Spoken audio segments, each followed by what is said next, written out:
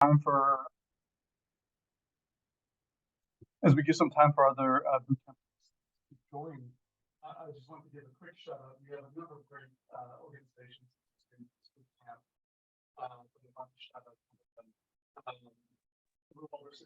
Michael, your audio is fading a little bit. What? Your audio is fading a little bit, at least on my end. Oh, sorry. Is it now better? Yep. Wanted to give a quick shout out to one of the bootcamp participants. A little over 6 years ago, I was providing green building consulting for a number of affordable housing projects and was asked by a colleague of mine to help on a final inspection, Enterprise Green Communities for a local great organization, MANA, one of the bootcamp participants. And I was told those inspections are never an issue. One of the difficult ones when it comes to green building certifications tends to be air leakage. There's a blower door test, which is a fan that's attached to the entry door, attached to a gauge, and you measure how leaky the unit is. Reducing air leakage helps improve energy efficiency, durability of the building. It prevents smoke and smells and pests from moving back and forth. And MANA had always been perfect because one of their staff persons had kind of jerry-rigged together their own blower door, a fan, attached it to each entry door. Once the contractor was done, it went around and tested all the units before we were out there. So we knew they were ready to go and we were going to pass with flying colors. So just one of the great many participants that we have as part of the boot camp, and I just wanted to shout out their great work. So I think we're ready to get started. Our presenters today will be from New Ecology, a mission-driven nonprofit that have had the pleasure of working with and learning from since 2007. They've not only been thought leaders in this space, but also leaders in practice, from utility data to sort of commissioning or operations of HVAC and other systems. Been quite innovative in the space through their long history. So I want to welcome Joshua and the New Ecology team. Joshua, I'll hand it over to you. Thank you. Thank you, Michael. Joshua Galloway with New Ecology, and we are very excited to be here with you all today. We are jumping into similar decarbonization work, and so we're very excited to be partnering with you all and with National Housing Trust. We're going to look at a couple of, we'll start off looking at a property that we took through the same process that you are going to take properties through using the MBEST tool from HUD. And then we're going to look at some case studies. And as we go through, please ask questions either in the chat or verbally. We're happy to make this a conversation. Next, please. And next.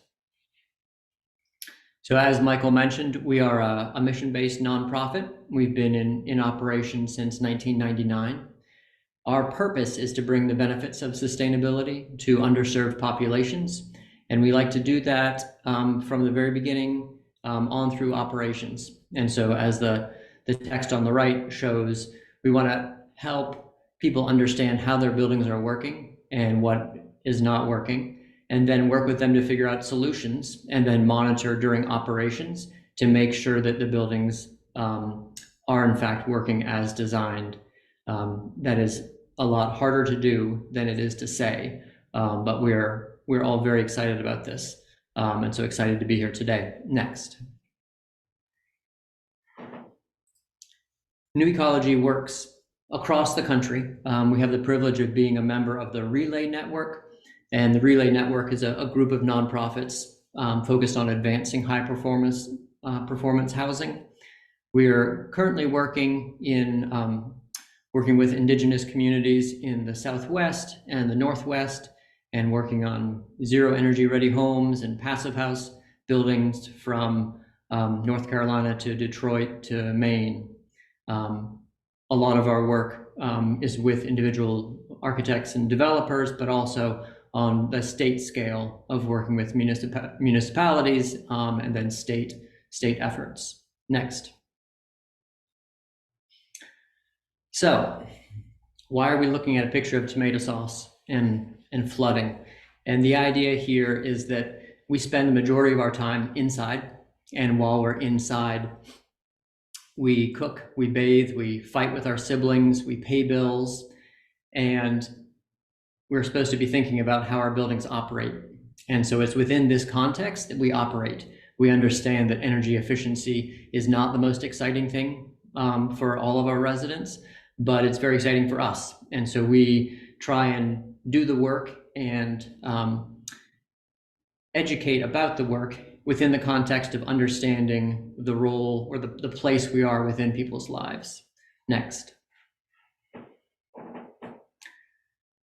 The IRA Bootcamp is a pretty amazing idea to really pull together a collection of folks around the country who are looking to take advantage of this new funding. During the development process, the IRA Bootcamp kind of occupies this first part. So circled in red is where the boot camp is. And so this is where we will be during the coming months that we're together. We're going to help identify target properties, set goals and preliminary scopes of work, and then help determine next steps. Once we are done working together, you all will work with design teams, development groups on energy audits, decarbonization assessments, reviewing utility data, and helping determine what actually is the work that you're going to do, and then design and financing, obviously, renovation, and then getting into operations and maintenance. During this first part in the IRA Bootcamp, we're really setting the stage, and so helping people begin to think about decarbonization and what the process looks like, and then help you set up for the process. Next. This is what our work is going to look like. So each group is going to fill out an MBEST file. So starting on the left, participant submission. And MBEST is a tool produced by HUD. It's an Excel spreadsheet that you input data about your building, type of lighting, type of heating, number of apartments, things like that. And then we'll also send another spreadsheet with additional questions. And this will be submitted to NHT. And then in the second step, we will review. So we'll look at the buildings, up to 4 buildings that you present or submit, and then try and get a sense for how the buildings are operating and where are some opportunities for improvement. We're going to review those, and then we'll send out a preliminary scope of work to each group. After that, we'll set up cohort meetings. And so we're divided into 5 cohorts, about 10 CDCs per cohort, divided geographically. And then we'll get together and we'll present to the group, to the cohort, kind of common scopes that we see across the portfolios. Talk about technical assistance in terms of if you want to do a heat pump water heater, here are the best practices and ideas for doing that. And then we'll talk about next steps. We'd like you all to respond to questions that we send you with that preliminary scope of work, just to clarify details on your property. And then we'll set up individual meetings. And so we'll have the opportunity to sit down, talk about the preliminary scope of work, and then just have a discussion about what you want to go after and what you don't want to pursue. Then we'll go back and wrap everything up into a deliverable, revise that preliminary scope, and give you a guide to next steps. And that's the big picture. Next. Our scope is to provide about 20 hours of consulting per CDC. And how we've looked at that is about 12 hours during the review time. And so if we look at 4 properties, about 3 hours per property, and then in individual meetings, a couple hours. And then when we put together the revised preliminary scope, about another 4 hours. This just gives you a sense for how much time that we have together. This is not set in stone. If for some reason you need more time in one section or another, we are flexible to provide that. The one piece that we do want to focus on is the process of meeting as a cohort first to kind of cover all the basics and all the kind of systems that are similar between groups, and then move into individual meetings, because we think that we all have an opportunity to learn from each other during those cohort meetings, and then focus on the specifics of your individual property. Next. Thinking about definitions, we hear a lot about electrification, and electrification is just that, is replacing systems that use fossil fuels. The trick with our approach to this work is you can replace systems that use fossil fuels, so remove gas boilers and put in electric heat pumps. If that is all you do, your utility costs can jump quite considerably. And with affordable populations, we're not interested at all in having the utility costs rise dramatically. So the second part of electrification is really to focus on energy efficiency, so efficiency improvements. And that may be air sealing, insulation, door, window, ventilation improvements specific to each property. And so the idea is electrification is important, but it is as important to do the energy efficiency upgrades. It's a property shown on the right in Delaware that we worked on and replaced gas boilers with electric heat pumps, envelope upgrades, building envelope upgrades, and achieved a 57% energy use reduction, 44% carbon emissions reduction, and 42% water use reduction. We show this kind of as a teaser because this is possible. This is also the highest achieving one we've done recently. And so we're not saying that you're going to achieve 57% energy use reduction, but it is possible. Next. Decarbonization is a trickier word, and it's basically emissions reduction. And so when you combine electrification with on-site renewables like solar electric panels on the roof or over parking, that's where you get to the decarbonization part. Next.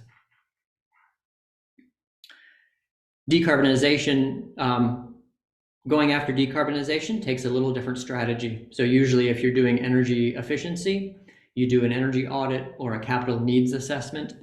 If your goal is to decarbonize a property, you really need to do a decarbonization assessment. And so that starts with looking at what systems are using what energy and how much of that energy are they using. And so it's just a little different approach to the work. Next. The context for this decarbonization push, as we mentioned, is required to include energy efficiency within it. Electrification is part of that, all with a core of providing for resident health and comfort. And so it's not, we're going to decarbonize and then we're going to make the buildings more energy efficient and we're going to electrify maybe later. You got to think about it all as parts of a whole. Next. And now I'm going to pass it over to my colleague, Rebecca. Hi, everyone. My name is Rebecca Arnold. I'm a project manager with New Ecology. I'm going to talk about an actual example of work that we've been doing and the work that we'll be doing, an example of a work that we'll be doing together in this boot camp. We'll be moving, if you look at this slide, all the way from participant submission to the NEI deliverable in this slideshow. And just to let you know, we often abbreviate ourselves as NEI. It's New Ecology Incorporated. So if you see that popping up, that's who we are. Next slide, please. This property is St. Stephen's Court Apartments. It's located in West Baltimore. It's a very quiet apartment complex. It has this wonderful central courtyard, which is very calm and is almost like an oasis. West Baltimore can be really rough. And so it's they've done a really good job of making the property an oasis and a safe place for people to live. We're really excited to get the opportunity to work with this property and to help them decarbonize. It's a really cool project thus far, and we're excited to keep working on it. The actual building is made up of 72 units. There's 1, 2, and 3 bedroom units included. There are 6 buildings. They're all 3 stories. And it was built in 1972 and then renovated in 2011. And at that time, they added a community center and a management office. So there's also an additional building on the site that is not residential. Next slide, please. These units all have individualized non-central systems. This image shows a standard 2-bedroom floor plan, and you can see in the orange square, that's the little mechanical room. So each unit has its own mechanical room and own mechanical equipment. The heating, hot water, and range all utilize natural gas, which is readily available and very inexpensive in Baltimore. Next slide, please. Most of the lighting on the property has been changed to LED, but some compact fluorescents and linear fluorescents still remain. There's a gable roof with an attic above each of the buildings, and some insulation upgrades were made in 2011 at the last renovation. To move forward with this property, we're going to take a minute to look at MBEST, and we'll start that in the next slide. Could you transition to the next slide, please? So at its heart, MBEST is a really well-formatted Excel spreadsheet. It's designed to capture broad generalizations about a property. It's a really good structured way of capturing information about multifamily properties.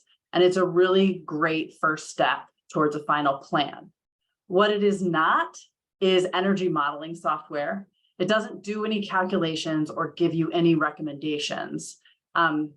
The data it collects will also not be everything that we need to complete our work together. We'll be sending you some pictures or some questions for you guys to answer in addition. And for you guys to get to a final work scope after this boot camp, there's still going to be additional work and data that needs to be collected, but this is a great place where we're all going to start together. Next step, please. So here is some other questions that we might be sending you, some examples. We know you all are very busy and time is hard to come by, so we'll do our best to make these additional questions as brief and reasonable as possible, but we will need some additional information to do a really good analysis on your properties. So please look for that, and if you can, respond promptly so we can make sure that we get enough time to do all the analysis for your properties. Next slide, please. Now we're going to talk about putting this property into the MBEST tool. So this is an aerial view of St. Stephen's Court Apartments. Here, each of the residential buildings and the community center are highlighted. As you can see, the residential buildings create a U, and then the community center is in the center of the building of that U. For this property, we're going to select one of the 6 buildings and put that into MBEST. It's going to be the representative example that we're going to use throughout the process. Another note is you're not going to put community buildings in. So if you have community buildings or offices on your properties, they aren't going to be included in this evaluation. Next slide, please. This image is a partial view of an MBEST worksheet. This is a piece of tab 2A, which is called the Building Specifications Worksheet. You can see the data we entered here for St. Stephen's.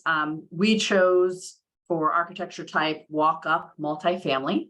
We chose 5,001 to 10,000 square feet. So we're looking at a pretty broad range of size there, and 12 for the number of units. Now, we know from what I just told you that the property actually has 72 units and it's almost 70,000 square feet. But for MBEST, we're recording just one of the 6 residential buildings. It's the representative prototype that we're going to work on for the boot camp. There are scenarios where you will break up a property differently, and there's really good guidance about this in MBEST.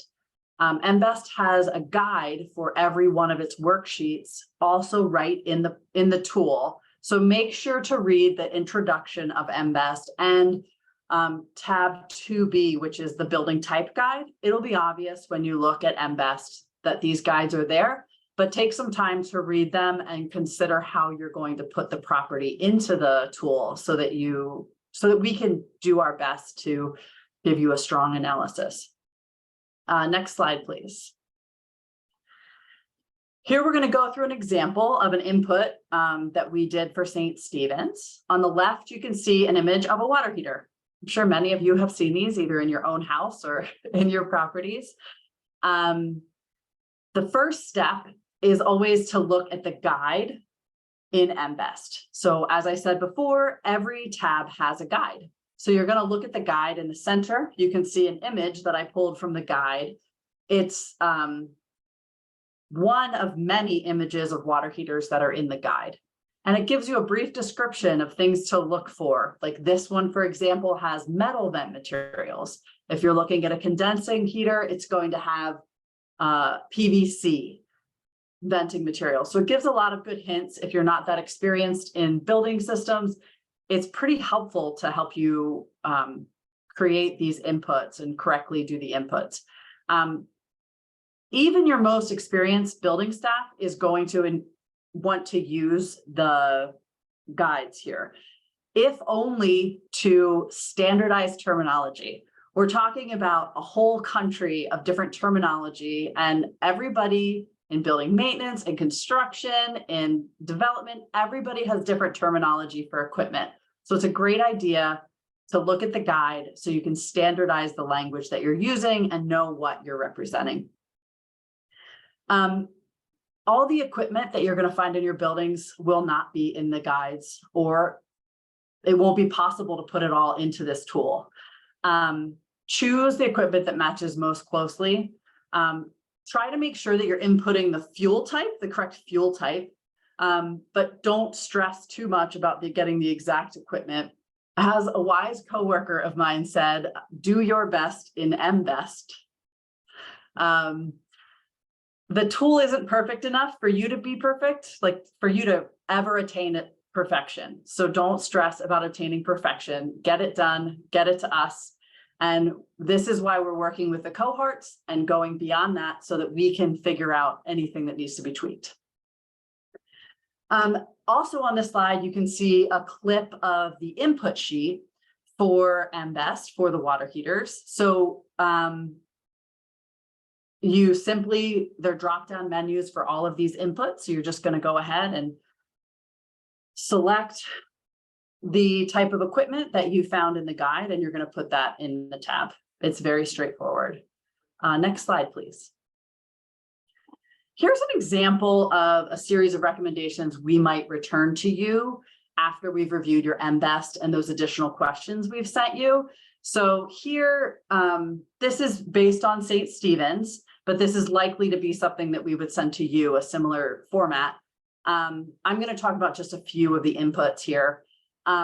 Lighting is the low-hanging fruit, despite all the exciting renovation work that we're going to be talking about for these properties. Low cost, high result alterations will still be an important part of all these projects. It's so important to create efficiency when we're decarbonizing and electrifying so that we keep costs down.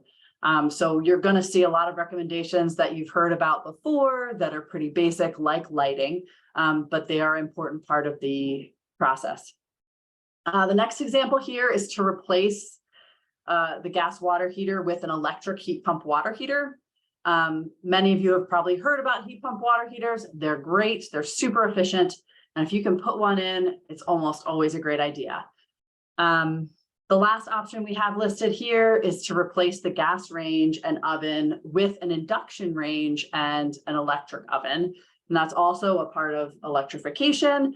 And it's going to make your residents really happy. If you take away their gas range, they're going to be really happy with the induction range.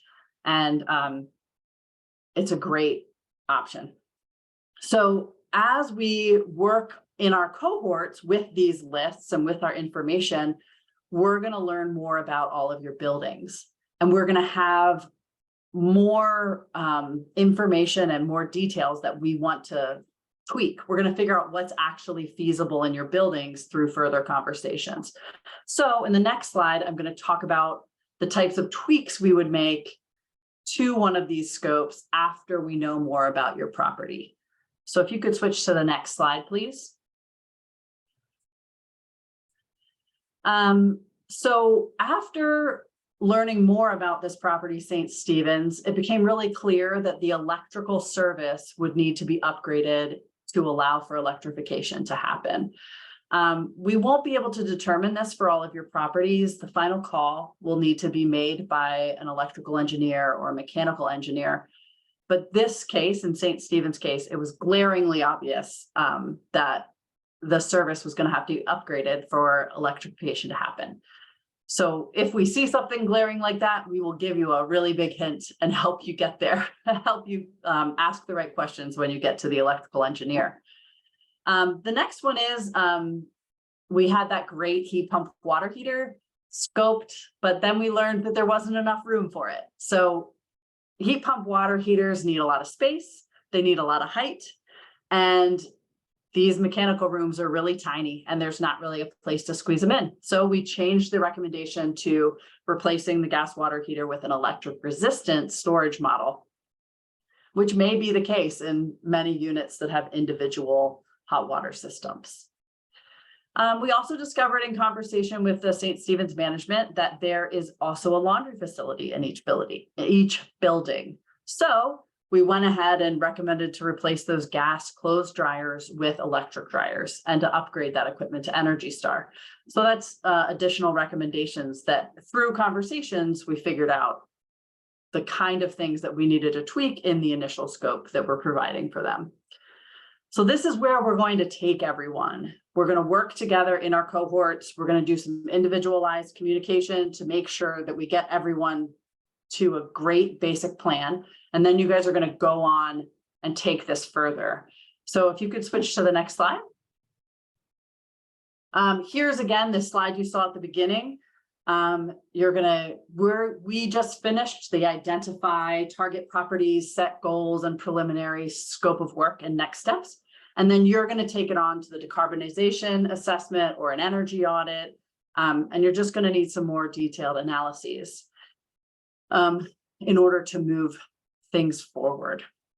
Does anyone have questions about either St. Stephen's Apartments or the MBEST tool?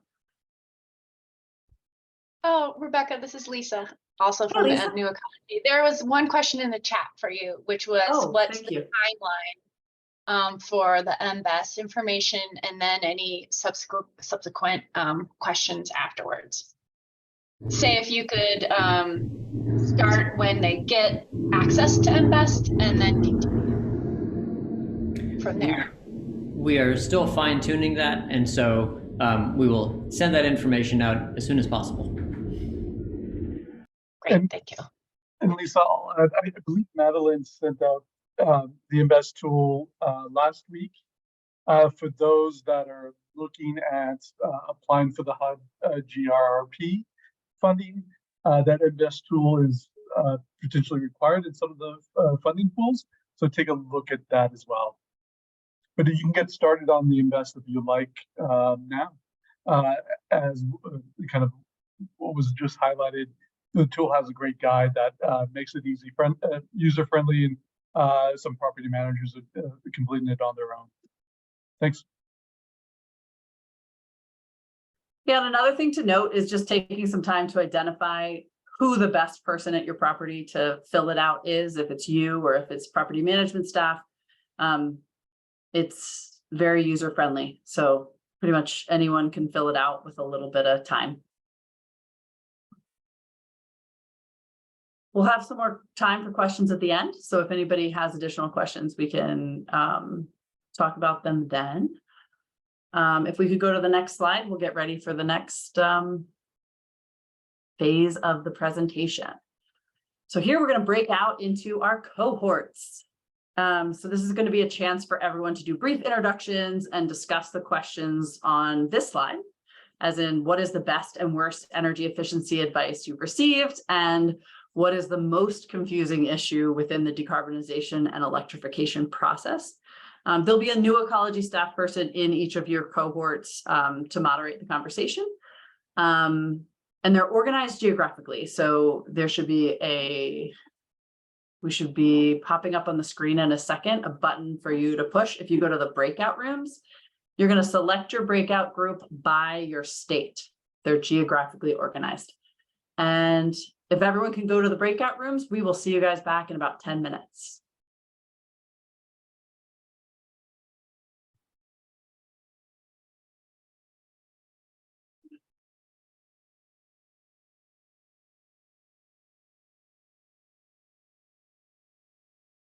Oh, sorry, new ecology. I'm wondering which breakout room I should join. I think they brought on an extra staff person to work each room.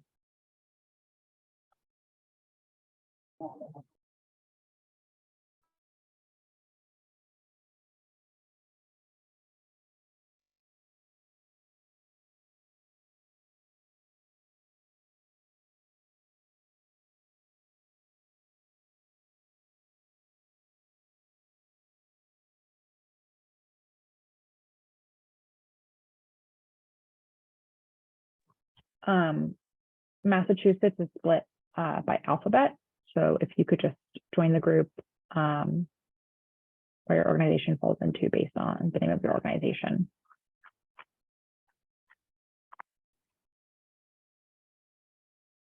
If you don't see your state on one of the cohort lists, please let me know.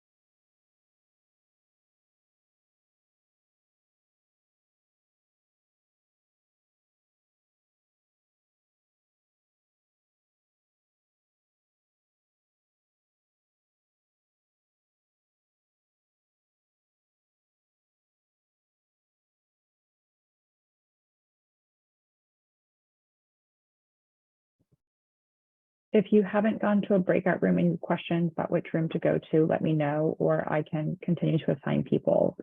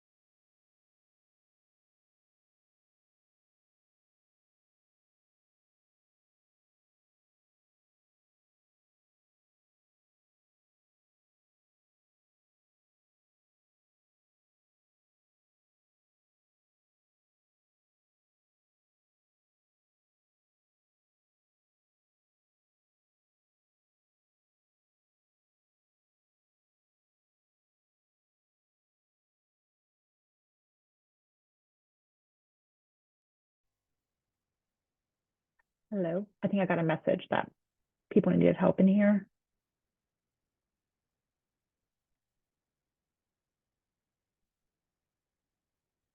No? If everyone's finished, they can go back to the main room and we'll continue on with the session.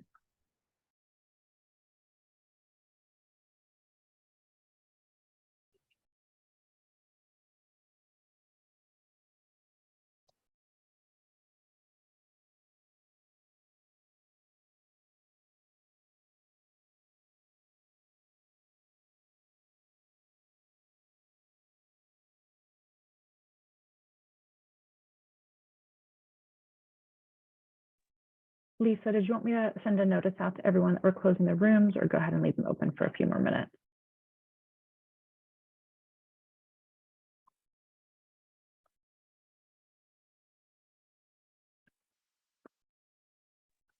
I think, Madeline, it may be the appropriate time to begin to close those down, if that fits. Thank you.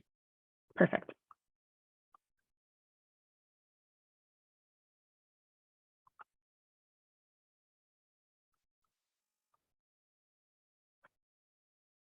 Everyone should be back here in about a minute.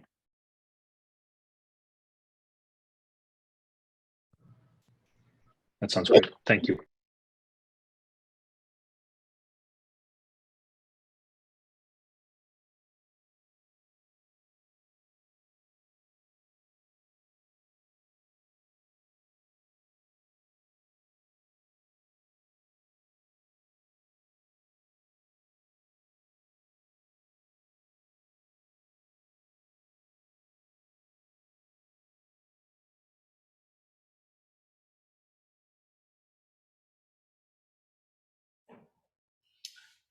Okay, welcome back, everyone. And Lisa, will you just share one tidbit that you heard from your group? If Lisa. Hi, sure. Let's see. I was in group number 2. We basically generalized all the worst and best scenarios, bad situations that have come in, all centered around communication and education. So that maybe people agreed to a really like high-tech new system that ended up not working the way that the clients expected it to. Facilities maybe couldn't figure out how to really keep it going efficiently. There's also lots of like even just a refrigerator replacement to a different model might upset the community. So there just needs to be a lot of communication and understanding that education on the new stuff and maybe new processes needs to trickle down even to the residents, not only the facilities and what's happening with the building, but also the residents. Also, we had one really interesting question, and that is like, if we're doing all this decarbonization and electrification, what happens to all the old equipment that's getting turned over? So far as like all the old refrigerators, all the old inefficient stuff. That was a question. That was a good question. Great question. Rebecca? So our group talked a lot about common issues that they're having with I would say, detangling the process of decarbonization and electrification. There's a lot of confusing elements, particularly around solar is particularly confusing, and EV chargers. So we talked a lot about how do you make sure there's equity when you are putting solar on a building, and making sure that you are reaching all the residents of the building and not just one of 10 buildings, for example. And then knowing when it's the right time to put in electric vehicle chargers and what infrastructure is needed there. And then getting potentially bad advice from contractors that you go to, and needing to get second opinions because people have their own motivations outside of your best interest. Thank you. Frank? Thank you. So I was the reporter for Group 4, and I heard some questions about multiple teams are hoping for clarity on the various funding programs as they get somewhat confusing, and also how to assemble a team to do this work. Who needs to be there? When do they be there? And just making sure that the team has advice and can share amongst themselves on all of these challenges. Thank you. Thank you. LJ? I was with cohort 5, and a couple times we heard that there's confusion over going from natural gas, to electric really is more efficient in some cases, or better for the environment. Thank you. And in our group, we talked about windows, how both they're not really, they don't have a lot of payback in terms of energy cost versus energy efficiency, but they can provide a lot of comfort for residents in terms of reduced drafts. And so it's an important piece to think about, is that it's not just a matter of making decisions that have good payback and are affordable, but also thinking about residents. Next slide, please. I'm going to turn it over to Frank now, who's going to lead us through zero overtime and deep energy retrofit case studies. Yeah, thank you very much, Joshua. So my name is Frank Stone, and I'm a project manager here at New Ecology. And it was great to meet some of you in the breakout group a few minutes ago. What I'd like to do is share with you 2 ways to accomplish next steps. So the IRA Bootcamp will be great at getting you started in this process. And then these 2 examples will hopefully give you some idea of where you may go next. So we'll look at this in 2 formats. One is the zero overtime, and the other is the deep energy retrofit pathway. And zero overtime is basically looking at how can systems and the envelope be updated and retrofit at intervals over time, just like the name describes. So looking at what might be done according to your needs and according to your schedule, and possibly according to the funding that's available. The deep energy retrofit, which we'll share an example of in a few minutes, is more of a project-based reassessment of the property. So updating things in one move.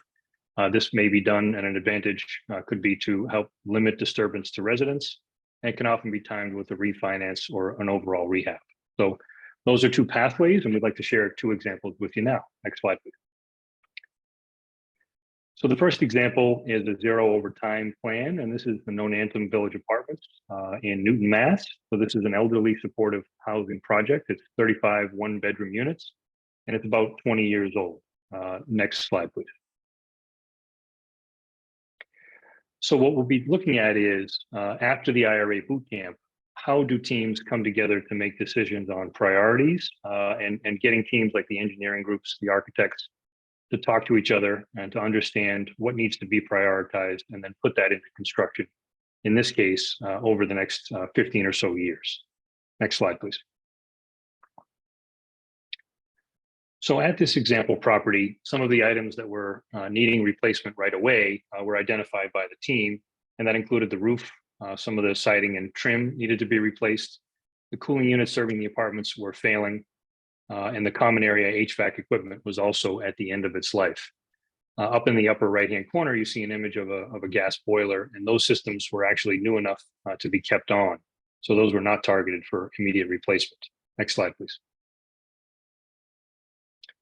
So what the team came together to do was to understand what the short-term projects had to be. So what were the necessary steps in the immediate future?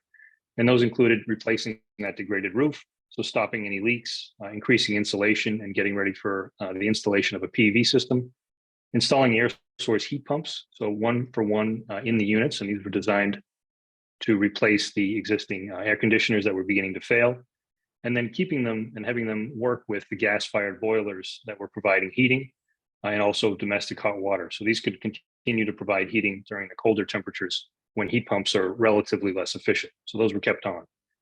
The common area HVAC units were also changed from gas units to electric units, and solar and storage. So a solar PV system to defray some of the electric use was also added, along with a battery storage capacity. Next slide, please.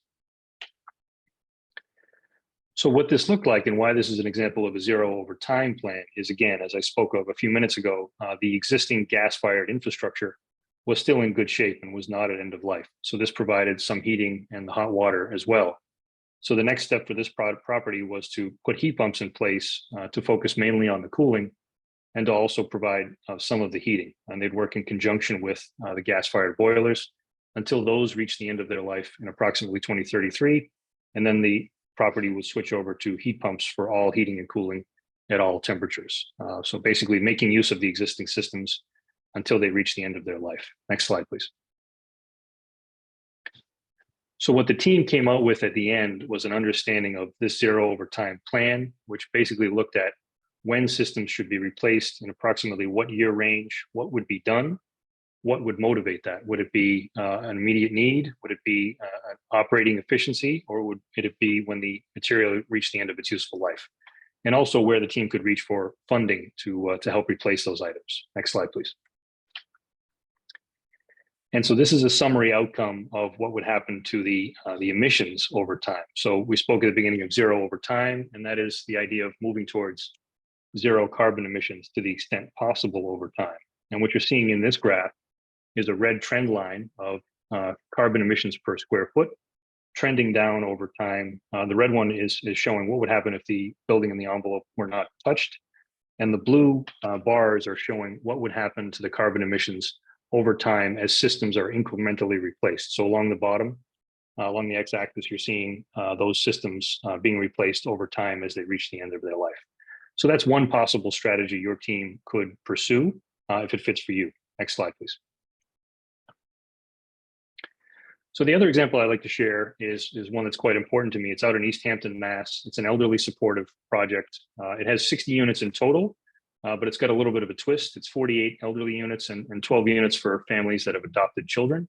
And not shown here is a community building where folks can interact. There's daily programming for folks to interact and get to know the community better. So this property was built in 2007 and is coming up on a retrofit. Next slide, please.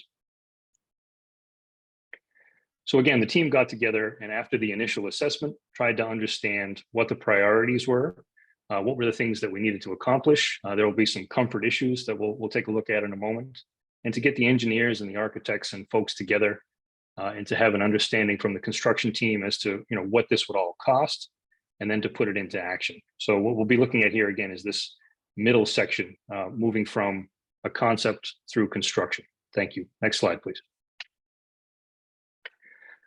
So what did the team target and pick as a set of retrofit measures? So your eye may immediately go to the right side of the screen and you're looking at a thermal image of an attic hatch. So one of the items that came up early on was the fact that the attics here were uninsulated and outside of the conditioned envelope of the building. So one of the things that the team targeted was bringing that attic space inside the conditioned envelope by adding insulation to the underside of the roof and beginning to solve some of these comfort and thermal boundary problems. The team also planned to take off the siding and add mineral wool insulation and an air barrier to tighten it up, to replace windows that were beginning to fail. They were at the end of their life and seals are beginning to fail, to replace some of the furnaces and the AC units with one heat pump.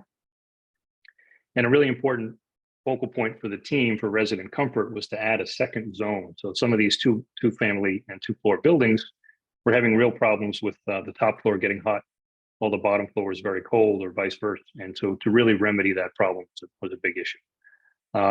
And those combined with a few other measures were what the team really focused on as priorities. Next slide, please. So the team came together and produced an energy model for that. So we targeted and we saw about 50% energy use reduction in the model, resulting in about 25% or 24% here carbon emissions reduction and water savings as well. We did acknowledge right up front that the utility costs would rise given the high electricity costs at Mass and the relatively inexpensive natural gas cost.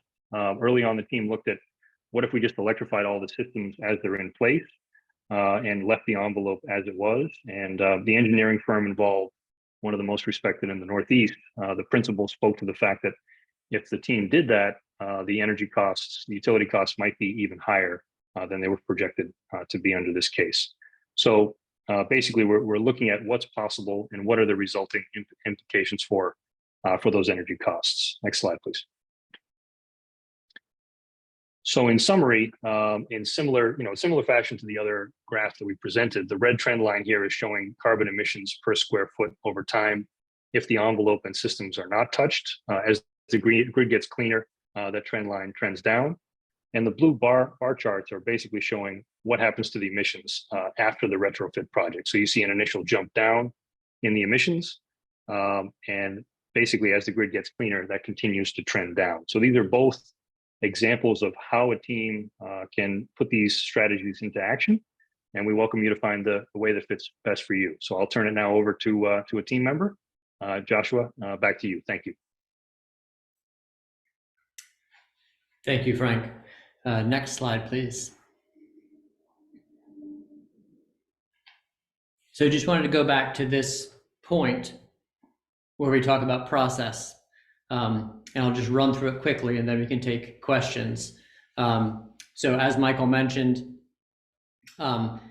we'll send out a schedule showing when we need submissions back. But once you submit the information, we'll review, we'll have a cohort meeting. Y'all will give us some more feedback and answer some more questions. We'll do individual meetings and then provide our final deliverable at the end. Any questions about the process for the technical assistance?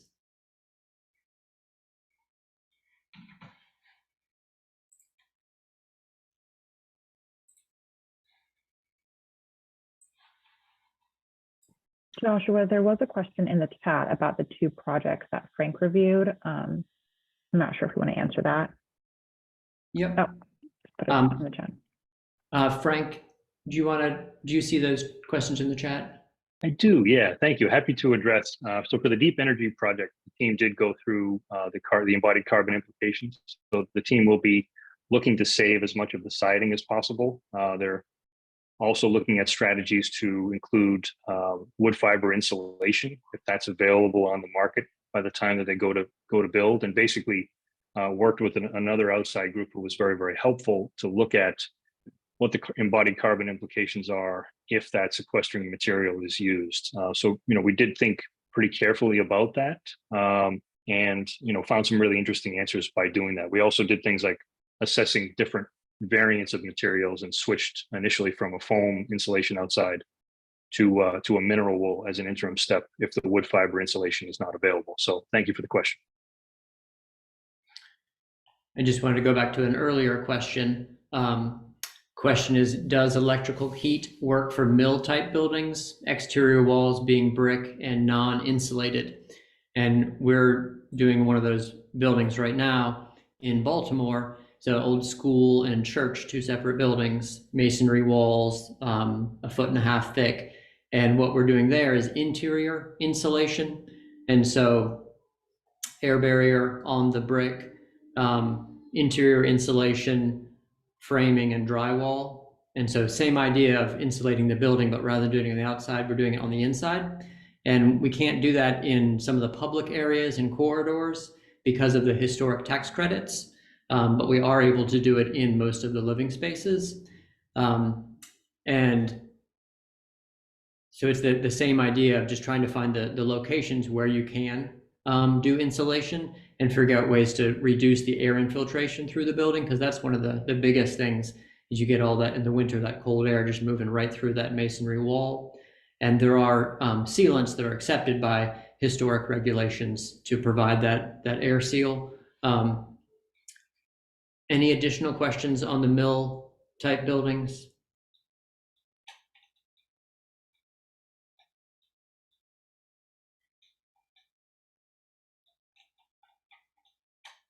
This is from Alan, whose microphone wasn't working, so he was typing in questions.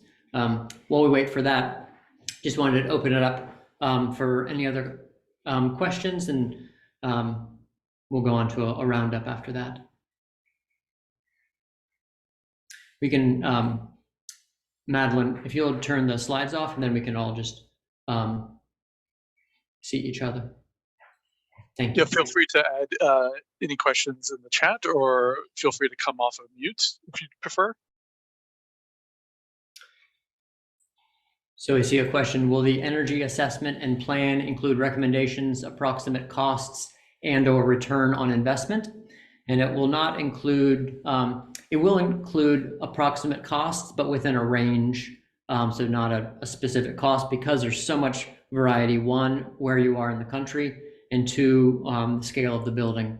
And not return on investment, because we don't know what the actual installation cost is going to be, and then what your utility rates are.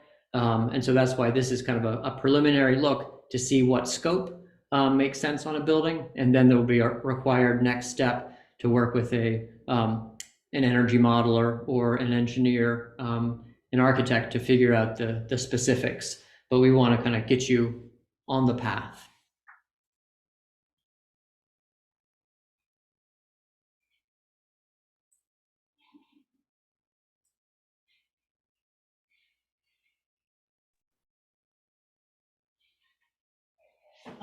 I have a question. This is Mi Young Lee from San Diego Community Housing Works. How does your sort of evaluation compare with LIWIP program, low income weatherization program? Yeah. My understanding about the weatherization is that it's focused on work that can be done with residents in place, and also looks at life safety issues, and has a site visit component. And so that's the piece that we don't have, is that we will not be going to the properties. And so we won't have as much understanding of the buildings as if we had gone to the properties. But we will do kind of an overall analysis, and also provide kind of an overtime view of, if your boiler is only 5 years old, when do I replace it? What systems do I need to think about now that are compatible with that, and to ease the transition, kind of that zero overtime plan. So you don't have to wait till all the systems are at the end of their useful life. There are some things that could happen now through that zero overtime plan. So I'd say that the weatherization is going to be more specific because of that site visit, and then also the funding requirements. And we're going to be a step back from that, looking at things from a little higher elevation. Right, thank you. See a question about project costs and how things were financed. Grants, tax credits available through the IRA. Michael, do you want to talk about IRA and how you're all tracking those programs? Sure. Yeah, just quickly to the earlier question around the Weatherization Assistance Program. Through the bipartisan infrastructure legislation bill, there was increased funding for the Weatherization Assistance Program. So I would encourage you to take a look at your local state's offerings and seeing what's available to you through that program. Again, in some states, they can, or they potentially have, some funding to take care of health and safety barriers that typically prevent some work. Specifically through the legislation, it allowed some funds to be used in those cases. So looking at sort of moisture roof repairs, combustion, other health and safety barriers that have prevented some of their work in the past. And then for the Inflation Reduction Act, in general, will be providing additional resources. Sort of the one thing that we're looking at as well and waiting for information on is the DOE implemented programs at the state level. Those funding sources are another good program that we're looking at. But in the case of our properties, particularly in the Mid-Atlantic, we're waiting for the states the state level entities, the state level agencies that are implementing those programs to determine that structure. And so hopefully you should take a look at those programs specifically, as well as another opportunity. Reach out to the agencies that are implementing those programs to get some more information, and hopefully details will be provided as they're able to, as sort of the structure is worked out in any state level sort of requirements that they put in place. But we'll be providing additional resources as soon as we're able to. Great, thank you.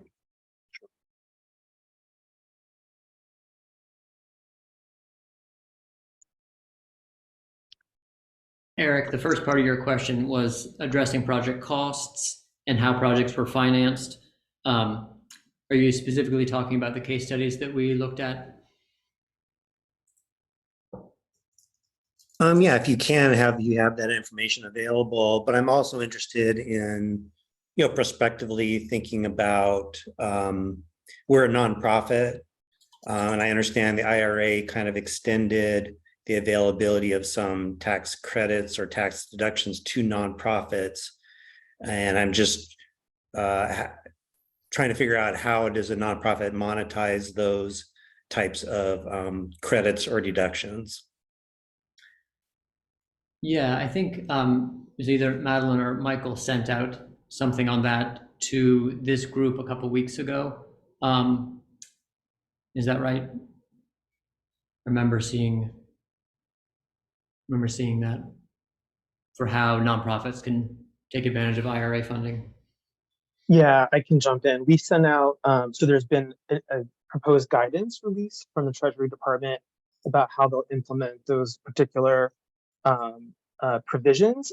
So we don't have final guidance yet. So again, we're kind of in this holding pattern, waiting for the agencies to really finalize their plans for implementing much of the IRA. So as that information becomes available, we will be sharing it with the group.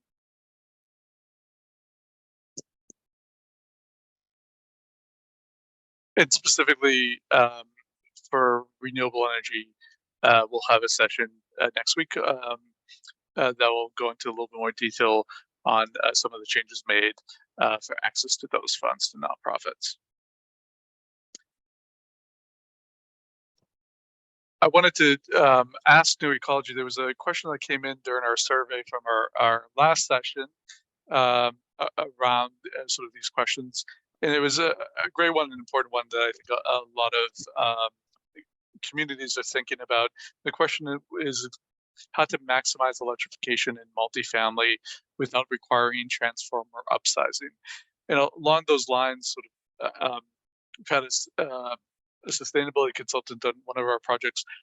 When looking at potential electrification, saying that there really is no need for backup electric resistance heating for when installing electric heat pump, ducted heat pump in units. And I think along those lines, it was really that there's been some issues around the controls for thermostats and heat pumps, that the electric resistance might be running a little bit longer than it should be. And that in multifamily situations, it might not be needed. It's not a concern. The key caveat there is there's certain types of heat pumps that are cold climate heat pumps. They operate well at colder climates. Again, this is in general, if you're in colder climates, something that really mechanical engineers should be considering and looking at, and that mechanical engineer should be part of that process, design process, and the rest, size and all the rest. But was wondering, in general, New Ecology, if to that question of sort of electrification and the electrical capacity in buildings, specifically from my perspective, not having to add that electric backup heat for heat pumps in some cases might be a benefit and avoid the needed upgrades from in-unit electrical panels. Yes, Michael, that's a perfect example. We just spoke with a group last week that has a new Energy Star building, and their electric costs were twice what they projected they were going to be. And there was a lot of electric resistance heat. There were some oversized heat pumps. There were wall heaters in common areas and stairwells that didn't have controls on them. And so it's kind of all these little things that you don't think about, the wall heater in the stairwell, but if there are 10 of them and they are running, and you have electric resistance heat on each of the heat pumps, and residents are using them, if they have a really cold winter, then you get really high costs. And so that's one of the reasons to do an energy audit or a decarbonization assessment and look at all the components, all the systems that are in the building, figure out which ones are using how much energy, and then attack it that way. And so you don't want to just like replace systems because you think it's going to make sense. You want to look and see what's using what energy, and then you go after those bigger issues. Any of the other New Ecology folks or any other participants want to share? I would just add, this is Rebecca again from New Ecology. I would just add that there are going to be situations where there's no avoiding it, that the building just doesn't have enough service or the units don't have enough power to electrify. And then there's going to be a moment where a decision has to be made. But any good analysis, either an energy audit or a decarbonization audit, will include, figuring out what your electrical loads are. You will probably at some point need an electrical engineer as well, but there's just going to be some times where there's no avoiding it. And we can do our best to minimize, and everyone can do their best to minimize loads. But existing buildings are a beast, and they're like a puzzle. You got to keep working with them and figuring out what pieces need to move where to make it all come together. Wouldn't installation of solar panel mitigate the electric need or usage as well? No? In an ideal, like factory controlled environment, potentially, but we don't have that. And the reason is that you need, if the sun is not out for a week, you can't rely on the power that it creates. And so it's really a kind of backup. And over the course of a year, maybe so, but day to day, no. I see. Okay.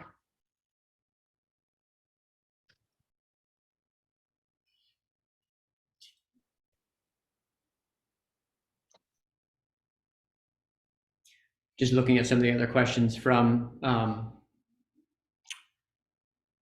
the survey, how to finance upfront capital costs for electrification.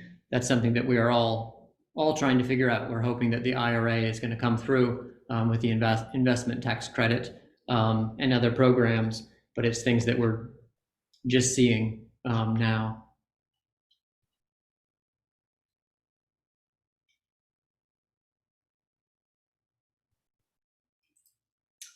Another question on financing cycles. And so we also do a lot of work with resilience, which we'll talk about next week.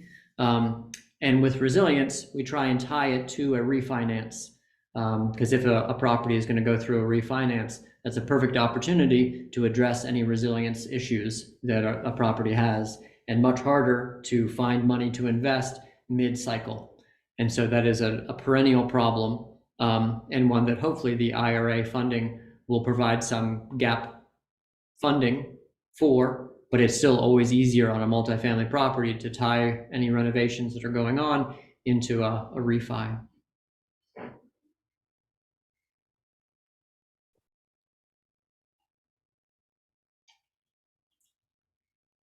Another question on ways to fund improvements,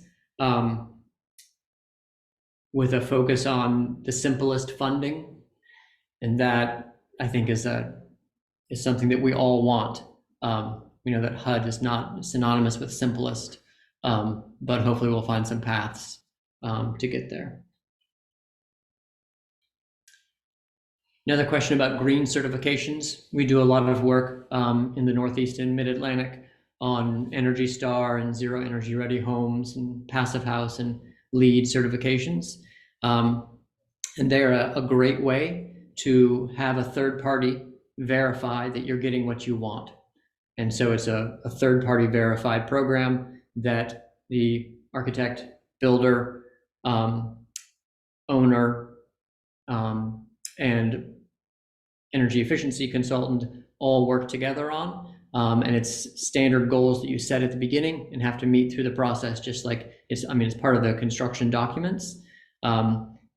Many times it's tied into funding, and with some of the HUD funding, the competitive funding, they want a green certification, or you get additional points if you have a green certification. And so happy to address any questions on green certifications if they're specific to properties or just general. You can send questions in on the chat, or Michael or Madeline are folks sending you all questions when they have general questions. Okay.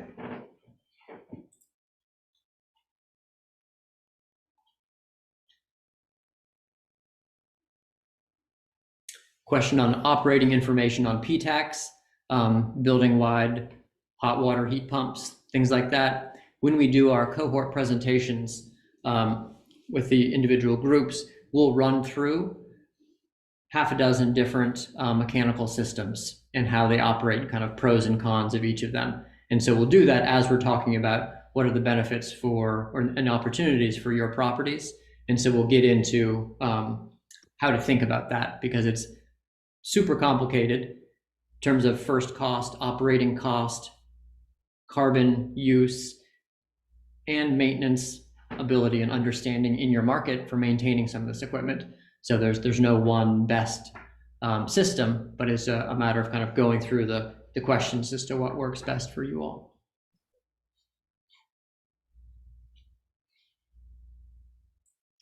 Any additional questions?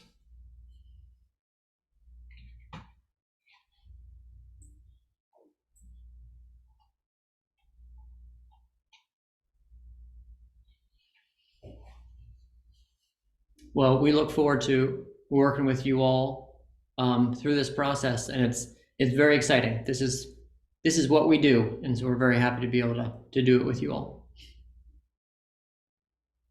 So Joshua, to your previous sort of mention along the HUD green building certifications, from my review for participants that might have existing buildings, there's a list of 12 green building certifications there, and from my perspective, there's 3 to 4 that might be possible with existing buildings.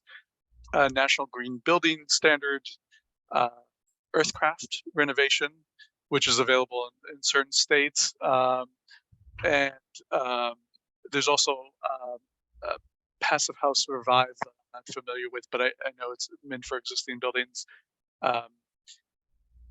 Enterprise Green Communities Plus.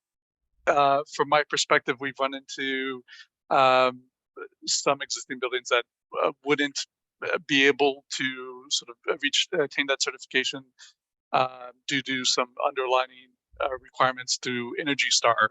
But from really those 3, potentially Enterprise Green Communities in the future, we've had some conversations around an alternative compliance pathway that might be possible, that they might create to allow some a broader set of existing buildings to qualify. But my understanding, there's only 3 of that 12 that are eligible for existing buildings to become certified. Is that your understanding as well? Basically, yes. On the building that we're doing that I mentioned actually in our group, we're doing renovation of a masonry, 2 buildings, masonry buildings from the late 1800s and historic tax credits. And we're also doing Energy Star and Enterprise Green Communities. And so you can, it's just complicated. And so I think you are correct, Michael, that basically there's a couple that are pretty straightforward to do, but you can do Energy Star and therefore zero energy ready homes and potentially Enterprise Green Communities.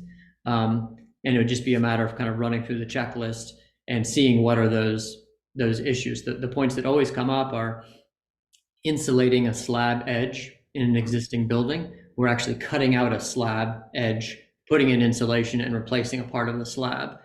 It's just a small part of the building, so we can do it because the rest of the slab is further below grade. But that is the one that causes the most heartache. Exactly. So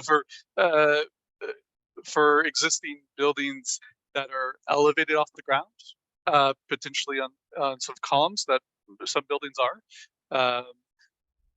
you could address the foundation insulation with that type of building quite easily and achieve Enterprise Green Communities Plus. For other buildings that are on grade or below grade, the dealing with those foundation insulation issues can be challenging. As Joshua mentioned, it's possible in some cases, but that would be the key question there. Well, at least from my perspective, one of the biggest barrier. Yep. Potentially. Yep. And we can actually put together a little chart and look at those 12 options and just kind of give our best experience with which ones would make sense for renovation, because that is a question that we will be asked every month for the next several years, I'm sure. So I think we can move on to the next question. Next slide. Wanted to provide just a reminder for some upcoming sessions. We'll be sending out some communications and a newsletter and the rest. So stay tuned for that. But we have next week climate resiliency and solar and renewables. So New Ecology will be coming back talking about climate resiliency in this space, and then we'll also have a presentation on renewables and sort of some of the incentives available through the Inflation Reduction Act. We'll then cover in August clean energy tax credits, and then later on the Greenhouse Gas Reduction Fund from the EPA. That's to be determined. But thank you all for your participation and your great questions. Again, if you have additional questions, feel free to continue sending them into the bootcamp email address. Well, thank you all for your time and your participation. Have a great day. Thank you all. Thanks, everyone. Thank you. Bye-bye now.